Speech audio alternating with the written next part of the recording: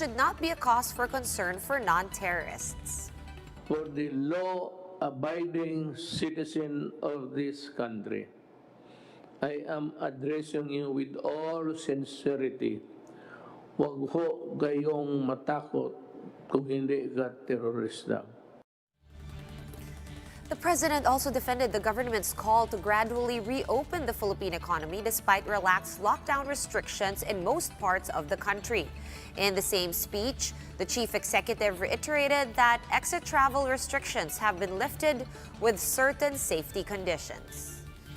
Because if we open the entire Philippines and thousands upon thousands of new cases would happen, then we are in deep.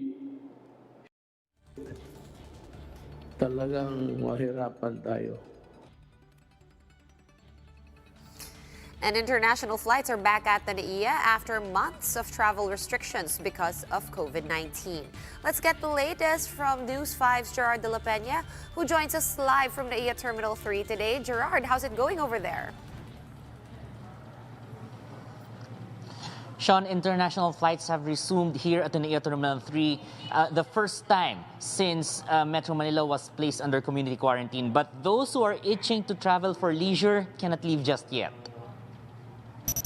Despite international carriers resuming operations, the NAIA Terminal 3 still seems like a ghost town. International flights have been transferred to Terminal 3 from Terminal 1 after the latter was closed off during the imposition of enhanced community quarantine back in March. On the first day of resumption of international travel at the Terminal 3, several airlines have mounted flights to select destinations. Nippon Airways has trips to Haneda and Narita, KLM to Bangkok, Cathay Pacific to Hong Kong, Qatar Airways to Doha, and Emirates to Dubai. Cebu Pacific and AirAsia meanwhile open flights to various domestic destinations. Dati na po sila nag-ooperate sa Terminal 1 to enforce social distancing, dahil medyo dumadami ng mga pasahero. We decided to put them back sa Terminal 3. Malacanang has announced that Filipinos can go on non-essential trips, but they cannot simply do so as of yet. The Bureau of Immigration said the IATF has yet to issue a resolution. Once released, the public has to wait 15 more days before implementation. Marami pong consideration, including po sa pagkakaroon ng execution of declaration ng rest awareness, na ito ay ipro-provide ng ating airlines. Sama din po yan sa mga conditions na pag bumalik ka rito, dapat magsasubmit ka sa protocol ng testing. Those departing the country will also have to abide by the restrictions in their destinations. Take the case of Emil, a seafarer who was not allowed to board going to the Netherlands due to restrictions set by Dutch authorities. Pro na kami sa ganyan changes na pagka sa barko kasi ganun din. Iba-iba lang hindi naman namin, wala naman fixed diyan kasi. For now, only OFWs, Filipinos who have permanent resident status abroad, students, as well as foreign nationals may leave the country.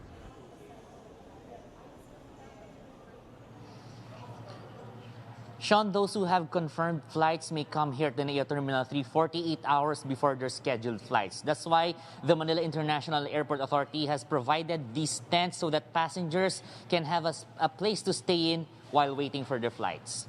Sean. All right, thank you very much for that update from the airport. That was News 5's Gerard de la Peña. But it's not only flights. Rehabilitation efforts over at the NAIA also hit a snag. The government rejected the NAIA consortium's revised proposal for the gateways rehabilitation. The changes were meant to make the project viable in the new normal. This, the consortium says, is the only way to move forward with the rehab. The group is composed of conglomerates like Ayala Corporation, Aboitiz, JG Summit, and Lucia Tan-led Asia's Emerging Dragon. And it's day 2 of the planned 5-day shutdown of the MRT. But as early as now, the rail line's management fears that they might have to extend the suspension should they run short on manpower. JC Cosico tells us more. The birth pains of an MRT-less commute in the metro might have already passed. On the second day since the rail line ceased operations, passengers no longer had to wait for hours just to get a ride in the MRT bus augmentation service. Ngayon medyo mabilis, pero kahapon 40 minutes. Mahigit, mas okay ito kasi mabilis yung biyahe. But with limited designated bus stops, the likes of Avelia May said the commute remains to be a struggle. Ang MRT kasi per station bumababa, naghihinto. Tapos, ang ito kasi, syempre kung ako ay Buendia, Ayala ako bumaba. Kung maraming commuters sa Buendia, dapat may Buendia station din mababa. Hindi yung Ayala lang kasi malayo na eh. The MRT3 management started to dispatch buses at around 5 a.m. on Wednesday, 30 minutes ahead of the usual schedule. Their fleet has 90 bus units which pick up and drop off passengers in selected bus stops. Dahil nga nag-shutdown temporarily yung operations ng MRT3, maraming mga pasahero na pumupunta ng mas maaga dun sa mga istasyon para makakait bus. Kaya naman in-adjust natin ito. MRT3 halted its operations after 202 train personnel tested positive for COVID-19. Majority are depot personnel. Of its over 3,200 employees, 339 have yet to get tested for COVID-19 on Wednesday. The rail line needs at least 1,300 personnel to resume partial operations. If unmet, Transportation Assistant Secretary Gov't said the 5-day suspension might be extended. Para sa susunod na 2 hanggang 3 araw ay lumabas na yung resulta kung saan yun yung pagbabasihan natin kung gaano kabilis na magkakaroon tayo ng resumption ng partial or limited operations ng MRT3. MRT officials have advised passengers who had direct contact with ticket sellers in 4 MRT stations to observe their conditions and undergo home quarantine. They are also looking to utilize technology in its contact tracing efforts, particularly in the railway sector. For News 5, JC Cosico, we are One News. The University of the Philippines Octa research team has proposed randomized COVID-19 testing among MRT passengers, but the health department has yet to study if this is indeed doable. Health Undersecretary Maria Rosario Vergere, however, noted that this is resource-intensive. But even without testing, she said passengers should still observe minimum health standards to minimize exposure.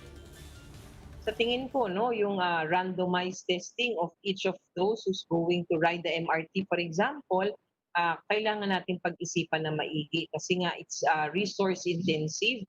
And sa ngayon, ang gusto muna nating i-focus would be the subgroups. We're pausing for a quick break, but we will be back with more stories after that. Stay with us.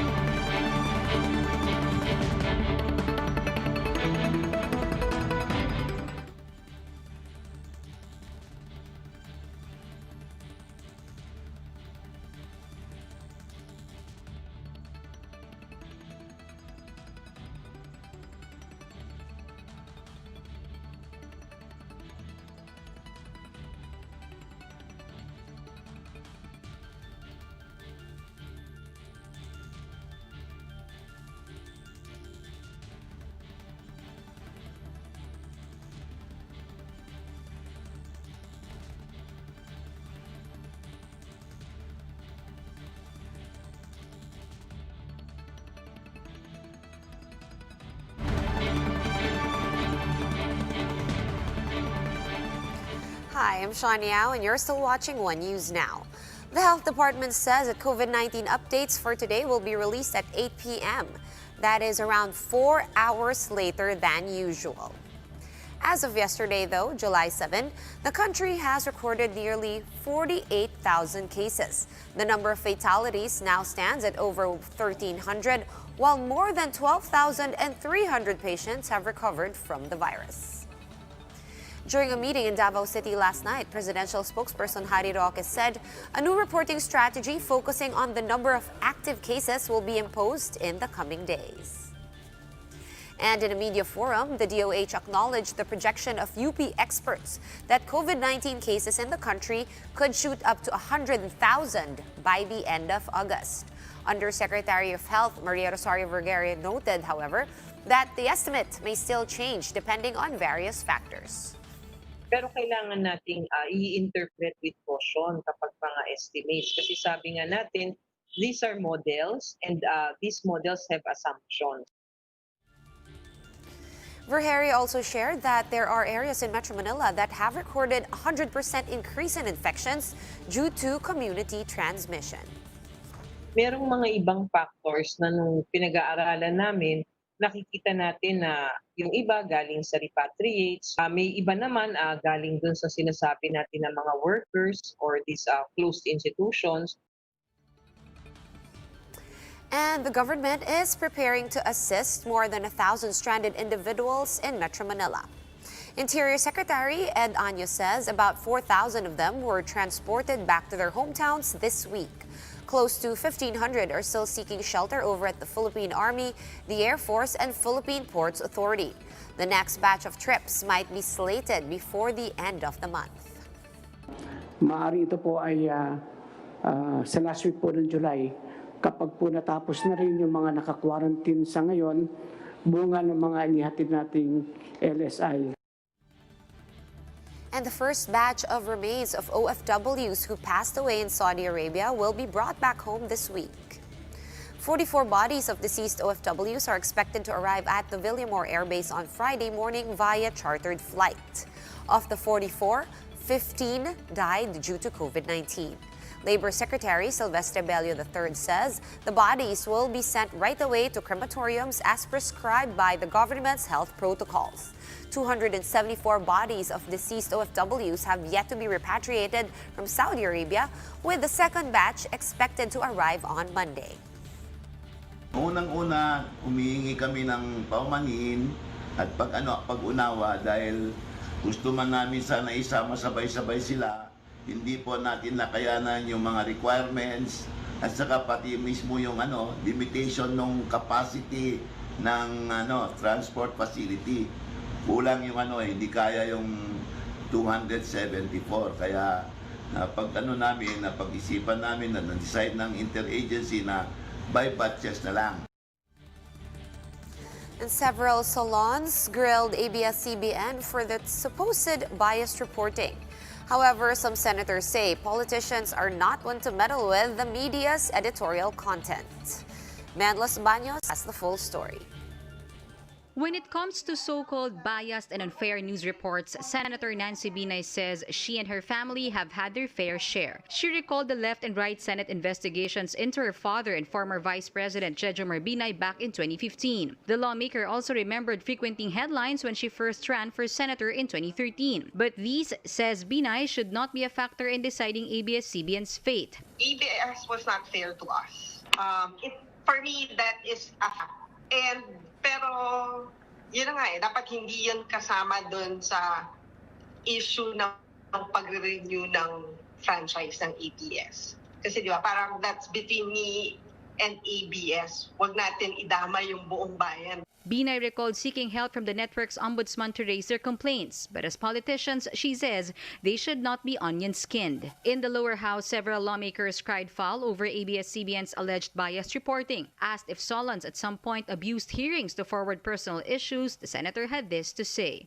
Coming from 25 hearings, parang minsan, di ba? Minsan may pagkakataon na napupunta nga dun sa parang ganong perception na nagkakaroon ng abuse of authority. Senate President Soto believes the best way to deal with supposed hurtful news reports is to face them head-on. Harapin nila. Harapin nila. Kung hindi naman totoo yung sinasabi, lalabas at lalabas ang katotohanan. The truth is very difficult to hide. For Soto, the government should not in any way meddle with the media's editorial content. Na hindi lang sa news organizations nakikialam, hindi dapat nakikialam gobyerno. Government should be out of business.